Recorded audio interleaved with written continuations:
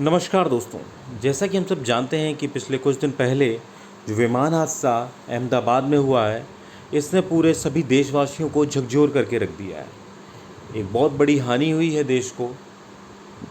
तो कहीं ना कहीं जो जिंदगियां जो अब नहीं हैं, कहीं ना कहीं उनके परिवार, उनके सगे संबंधियों में जो रोष, जो कहीं ना कहीं दुख पहुंचा है, उसी कल्पना भी नहीं की जा सकती है।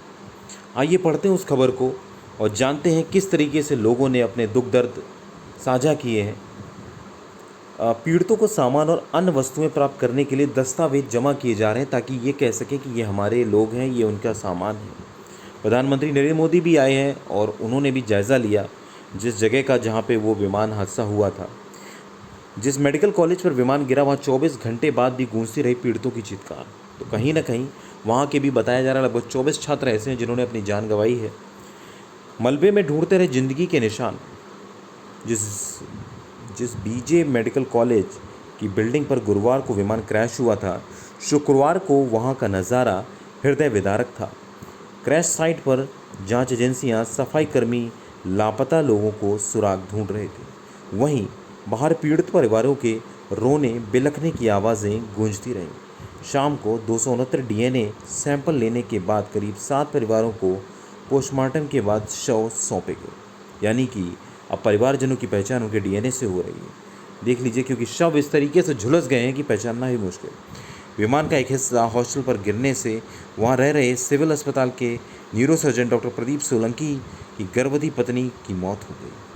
2 दिन पहले ही उनके यहाँ इससे जुड़ा आयोजन हुआ था। इसके अलावा डॉक्टर नीलकंठ की मां मौसी और मौसी की बेटी कैंसर सर्जरी की छात्रा की मौत भी उन्हीं के रूम में हुई। अगले दिन डॉक्टर अपना सामान लेने हॉस्टल गए तो पाया कि उनका आधा सामान राख हो चुका है। बचा खुचा सामान लेकर डॉक्टर्स गए नए ठिकाने की तलाश में निकले। मैस में खाना बनाने वाले रवि अपनी मां और 2 साल की बच्ची को ढूंढते हुए भटक रहे थे। प्रत्यक्षदर्शी कुणाल ने बताया कि धमाके तुरंत बाद वह घटनास्थल पर था। वहां इतनी गर्मी थी कि कुछ मिनट रुकता तो झुलस जाता। करीब 30 मिनट बाद आग थमी। जब लोग आगे बढ़े, दुर्घटनाग्रस्त विमान की आग में राख हो चुके यात्रियों के शवों के टुकड़े इमारतों के आसपास शुक्रवार को भी बिखरे रहे। इन्हें जानवरों से बचाने के लिए 50 से अधिक सफाई कर्मियों को तैनात किया गया। हादसे ने पल भर में उजाड़े सैकड़ों परिवार। किसी की शादी होनी थी, कोई पूरे परिवार का आधार था। आइए बात करते हैं सुमित सबरवाल की। रिटायर होने वाले थे 90 साल के पिता का सहारा चुना।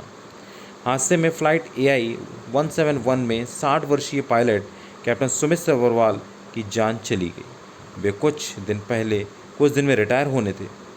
8.200 घंटे की उड़ान के अनुभवी सबरवाल मुंबई में 90 वर्षीय पिता के साथ रहते थे। मां का निधन 2 साल पहले हुआ था। कुछ दिन पहले उन्होंने पिता से कहा था कि रिटायरमेंट के बाद उन्हें ज़्यादा समय देंगे। बड़ी बहन दिल्ली में रहती है। पारिवारिक मित्र विंग कमांडर संजय पई ने कहा, विश्वास नहीं हो रहा था कि वह नहीं रहे। लोमनुन्थेस सिंगसोन परिवार हिंसा पीड़ित इकलौती कमाने वाली थी। हादसे में जान गंवाने वाली मणिपुर के क्रू मेंबर 26 वर्षीय लेमुनथेन्स सिंगसोन घर में इकलौती कमाने वाली थी। वे कुर्की थी। एक सेकेंड। वे कुकी थी, यानी कुक करती थी। मणिपुर हिंसा में परिवार को घर छोड़ना पड़ा। उन्होंने विधवा मां से आखिरी बार 11 जून को बात की थी। वहीं दोनों ने फ़ोन पर साथ प्रार्थना भी की। चचेरे भाई लुन किमजेन ने बताया, सिंगसोन का बड़ा भाई बेरोजगार और गंभीर बीमारी से पीड़ित है। 2 भाई पढ़ रहे हैं। हादसे में बाद में मां सदमे में है, खाना पीना तक छोड़ दिया। तो किस तरीके से परिवारों को सदमा लगा है, आप अंदाज़ा लगा सकते हैं। रोशनी सोंधारे, नवंबर में सगाई की तैयारी थी, अब घर में है मातम। एयर होस्टेस और ट्रैवल इन्फ्लुएंसर 26 वर्षीय रोशनी सोंधारे की 26 नवंबर में मर्चेंट नेवी अधिकारी से सगाई और मार्च में शादी तय थी। घर में तैयारियों का माहौल था, लेकिन हादसे में सारी खुशियां मातम में बदल गईं। ठाणे की डोंडवाली के सोनगहरपरी परिवार सदमे में डूबा है। रोशनी 3 दिन पहले ड्यूटी के लिए घर से निकली थी।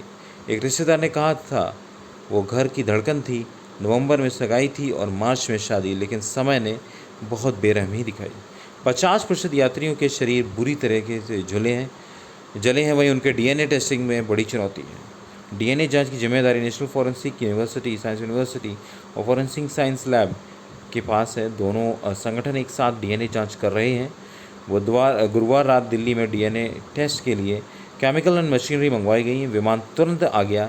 वहीं ऐसी स्थिति में ज़्यादा डीएनए टेस्ट की ज़रूरत होती है। एक से अधिक परिवार के सदस्य एक ही शव के लिए डीएनए नमूने देते हैं। शरीर का कोई भी बचा हुआ हिस्सा जैसे मांसपेशियां, दांत, हड्डियां या बोन मैरो के सैंपल लेकर हम 1 घंटे के भीतर डीएनए टेस्टिंग कर सकते हैं। टुकड़ों को टूटे शवों के लिए परीक्षण में ज़्यादा समय लग सकता है। वहीं कुल 250 शवों के नमूने आ चुके हैं। परिवार के सदस्यों में 138 सैंपल NFFCU और 138 नमूने FSL में पहुँचे हैं। विदेशी नागरिकों, अन्य राज्यों से आए लोगों, परिवारों के सदस्यों के कोई सैंपल नहीं लिए गए हैं।